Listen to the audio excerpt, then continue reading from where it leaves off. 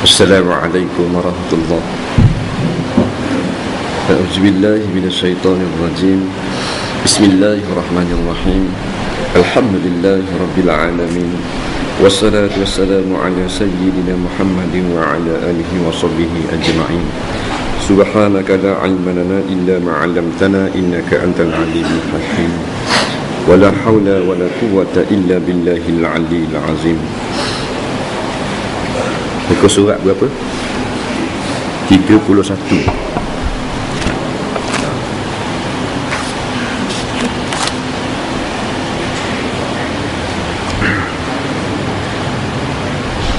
Qala al-mu'allif rahimahullahu ta'ala wa nafa'ana wa iyyakum bi'ulumihi fid dharain amin ya rabbal alamin.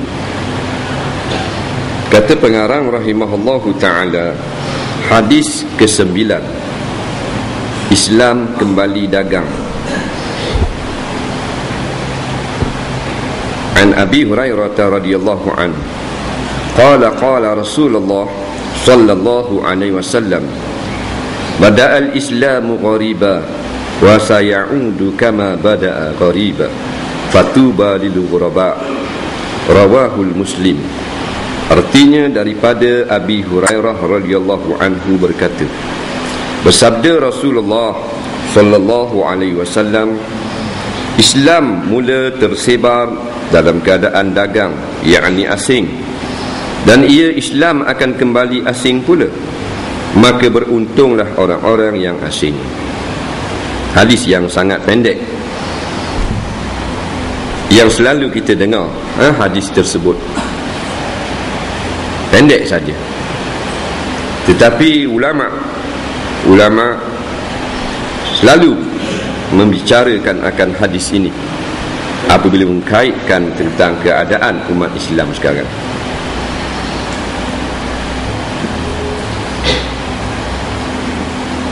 Keterangan hadis, Islam mulai tersebar di Mekah dengan keadaan yang sangat asing dan dagang. Sangat sedikit penganut dan pendukungnya kalau dibandingkan dengan penentangnya Islam.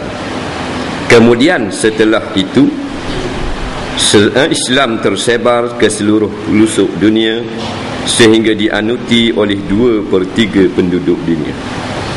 Itu maksudnya sabda Nabi SAW tadi, al-islamu ghariba. Islam itu gharib.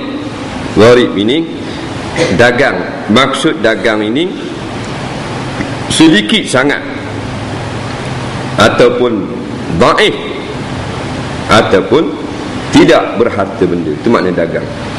Pada awal Islam maksudnya tidaklah sebagaimana pada pertengahannya, kerana pada awal Islam tidak ramai yang memeluk Islam.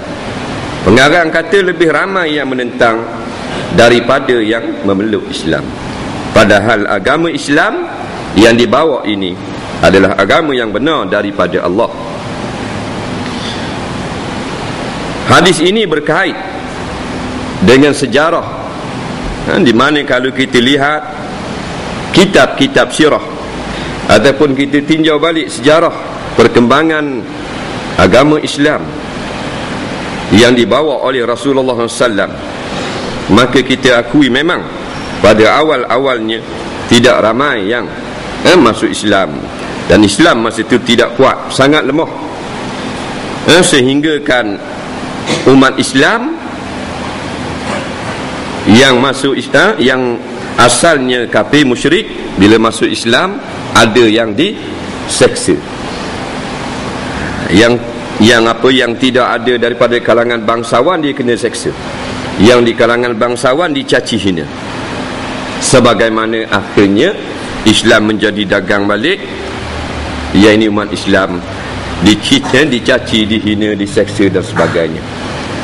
Maknanya berputar Islam, asalnya dhaif, kemudian menjadi kuat pertengahannya, dan akhirnya menjadi lemah semula, seperti yang kita lihat berlaku pada penganut-penganut agama Islam itu di zaman mutaakhirin ini. Zaman sejarah permulaan Islam memang lemah. Kita tengok, kita lalu dengar cerita-cerita umat Islam kena seksa. Bilal ibn Rabah radhiyallahu an, seorang sahabat Nabi sallallahu alaihi wasallam, di antara yang awal memeluk Islam. Pada ketika itu Islam masih belum diterima. Jadi orang yang macam Bilal ini orang susah, maka akibatnya menerima seksaan. Dia kena seksa, dibawa di tengah padang pasir yang panas, diletakkan di atas pasir yang panas, diletakkan batu yang besar pula di atas dada. Letak batu yang besar di atas dada. Suatu hari lalu Waraqah bin Naufal. Waraqah bin Naufal ni seorang pendeta agama Nasrani. Dia lalu, dia lihat Umayyah ibn Khalaf sedang menyeksa Bilal. Seksa Bilal. Letak batu, letak besi panah, letak atas padang pasir yang panas. Maka katanya Waraqah bin Naufal, apa gerangan kamu seksa akan si Polan ini? Sebab apa yang mu seksa lagu ni? Katanya Umayyah bin Khalaf, dia meninggalkan agama nenek moyang kami, telah murtad ni. Masuk Islam tu dikira murtad. Bagi dia murtad dah ni. Dia meninggalkan agama nenek moyang kami. Dan Waraqah bin Naufal mendekati Bilal. Maka kata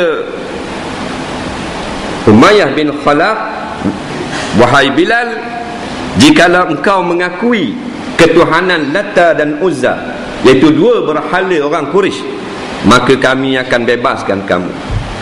Bilal kata, wahai, maknanya Allah yang satu, tetap dengan Islam. Wahai, kena seksa.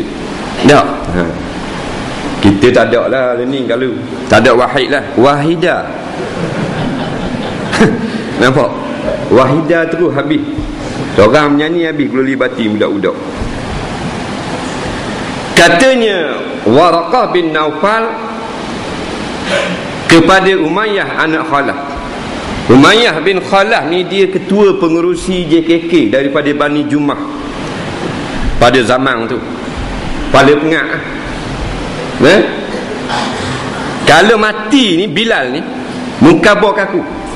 Kalau mati, sebab apa nak kabar kamu?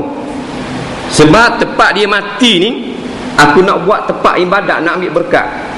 Pasal sebegini seksaannya, dia kekal dengan Tuhan yang satu. Katanya Waraqah bin Naufal ni berkat ni, orang berkat, kulit hitam, muka uduh, tapi barakah hidupnya. Walaupun letak batu atas dada, kata Waraqah bin Naufal, tetap wahid. Nampak? Kita tak dah letak batu pun atas dada. Ugut tamu atas seming je. Nampak? Habis cerita selalu. Tamu atas dua keping, ngajuk lalu kita. Kalau Allah kai belakang cak orang dua, tiga lah merak dengan tutup imam. Faham? Ni. Lah kalau buh batu atas dada, Allahu Rabbi. Tak boleh nak bayang. Umat Islam akhir zaman. Itulah kuntum khaira ummatin ukhrijat linnas. Inilah kelompok sahabat man haulan Nabi, katanya ulama. Mereka-mereka penolong-penolong yang berada di sekeliling Nabi ni adalah khaira ummah, sebaik-baik umat yang ada di kalangan manusia. Orang lain tak boleh nak tanding. Sehingga Allah Ta'ala sebut dalam hadis kursi kepada para penolong Nabi ni, yang awal ni masuk Islam dah, yang menerima kesusahan dan seksaan, i'malu ma syi'tum qad ghafartu lakum. Hei penolong-penolong Nabi yang setia bersama Rasulullah, buatlah apa saja, aku telah ampun segala dosa kamu. Hebat. Allah Ta'ala kata buat, nak buat apa pun, nak breakdown nak apa, aku ampun belaka dosa. Dalam begitu pun masih kuat beribadat.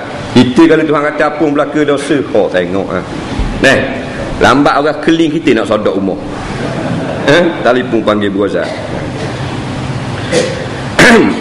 Awal Islam ditentang tak ramai. Yang pertama Siti Khadijah.